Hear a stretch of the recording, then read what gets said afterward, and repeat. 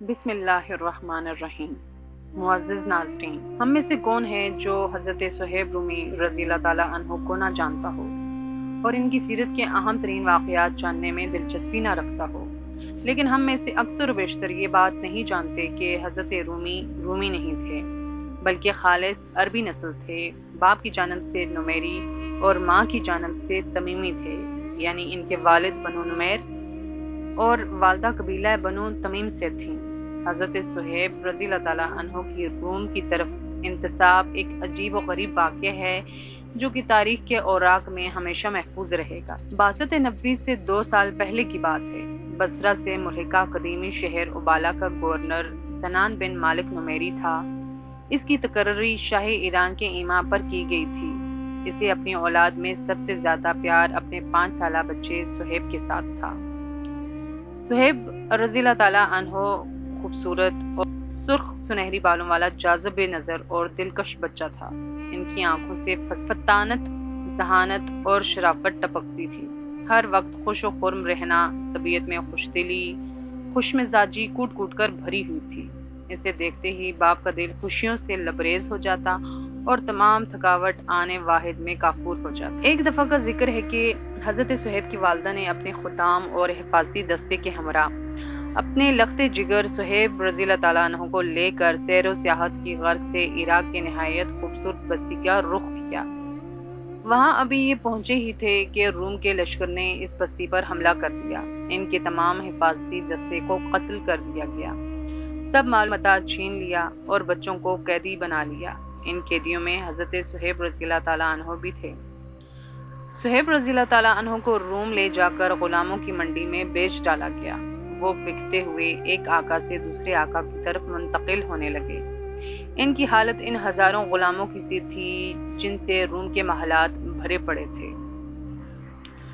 حضرت صہیب رضی اللہ تعالیٰ عنہ غلام کی حیثیت سے روم میں پرورش پانے لگے اور اسی سرزمین میں پل کر جوان ہوئے۔ آپ عربی زبان تقریباً بھول گئے تھے، لیکن یہ احساس بدستور قائم رہا کہ میں عربی نسل ہوں اور صحرائی باشندوں کی اولاد ہوں۔ ایک دفعہ انہوں نے ایک نصرانی نجومی کو اپنے آقا سے باتیں کرتے ہوئے سنا۔ وہ اسے کہہ رہا تھا، عنقریب جزیرہ نمائے عرب کے شہر مکہ میں ایک نبی صلی اللہ علیہ وسلم کا ظہور ہونے والا ہے جو حضرت عیسیٰ بن مریم کی نبوت کی تصدیق کرے گا اور لوگوں کو جہالت کی تاریکیوں سے علم کی روشنی کی طرف نکال لائے گا۔ ایک روز حضرت صہیب رضی اللہ تعالیٰ عنہ کو غلامی کی زنجیر توڑ کر بھاگ نکلنے کا موقع میسر آیا اور آپ نے مکہ معظمہ کا رخ کیا اور یہاں پہنچ کر مستقل رہائش اختیار کر لی۔ زبان کی لکنت اور سنہری بالوں کی وجہ سے باشندگان مکہ آپ کو صہیب رومی کے نام سے پکارا کرتے تھے۔ آپ مکہ پہنچ کر تجارت کا پیشہ اپنے اختیار کیا۔ ایک روز حضرت صہیب رضی اللہ تعالیٰ عنہ تجارتی سفر سے واپس تشریف لائے تو انہیں یہ اطلاع ملی کہ حضرت محمد صلی اللہ علیہ وسلم نے نبوت کا دعویٰ کر دیا ہے اور آپ لوگوں کو توحید باری تعالیٰ اور ایمان کی دعوت دیتے ہیں، عدل و انصاف اور معروف کا حکم دیتے ہیں، فحش و منکرات سے اجتناب کی تلقین کرتے ہیں۔ حضرت صہیب رضی اللہ تعالیٰ عنہ نے پوچھا، کیا آپ وہی ہیں جسے لوگ امین اور صادق کے نام سے پکارتے ہیں؟ انہیں بتایا گیا کہ ہاں۔ پوچھا، آپ کی رہائش کہاں ہے؟ بتایا گیا کہ صفا کے پاس دار ارقم میں، لیکن ذرا احتیاط سے جانا، کہیں قریش میں ادھر جاتے ہوئے نہ دیکھ لیں۔ دیکھنا اگر انہیں معلوم ہو گیا تو تم وہاں گئے ہو تو تمہارا جینا دوبر کر دیں گے۔ تم یہاں غریب الوطن ہو، تمہارا یہاں کوئی خاندان نہیں جو مصیبت کے وقت تمہارے کام آ سکے۔ حضرت صہیب رضی اللہ تعالیٰ عنہ باشندگان مکہ سے نظریں چراتے ہوئے تاروں کی روشنی میں دار ارقم کی طرف روانہ ہوئے۔ وہاں پہنچے تو کیا دیکھتے ہیں کہ حضرت عمار بن یاسر رضی اللہ تعالیٰ عنہ پہلے سے دروازے پر کھڑے ہیں۔ پہلے تو گھبرائے، لیکن چونکہ ان کے ساتھ پہلے سے شناسائی تھی، پوچھا، عمار کیا ارادہ ہے؟ عمار رضی اللہ تعالیٰ عنہ بولے، آپ کا کیا ارادہ ہے؟ حضرت صہیب رضی اللہ تعالیٰ عنہ نے کہا، میں تو دار ارقم میں داخل ہو کر اس شخص سے ملنا چاہتا ہوں جس نے نبوت کا دعویٰ کیا ہے اور اپنے کانوں سے ان کا پیغام سننے کا مشتاق ہوں۔ حضرت عمار رضی اللہ تعالیٰ عنہ بولے، میرا بھی یہی ارادہ ہے۔ حضرت صہیب نے کہا، واہ، تو پھر آئیے دونوں اللہ کا نام لے کر اندر چلتے ہیں۔ حضرت صہیب بن سنان رومی اور حضرت عمار بن یاسر رضی اللہ تعالیٰ عنہ رسول اللہ صلی اللہ علیہ وسلم کی خدمت اقدس میں حاضر ہوئے۔ آپ کے ارشادات سنے تو نور ایمان سے دونوں کے سینے منور ہو گئے۔ دونوں نے آپ کے ہاتھ پر بیعت کی اور کلمہ طیبہ پڑھتے ہوئے دائرہ اسلام میں داخل ہو گئے۔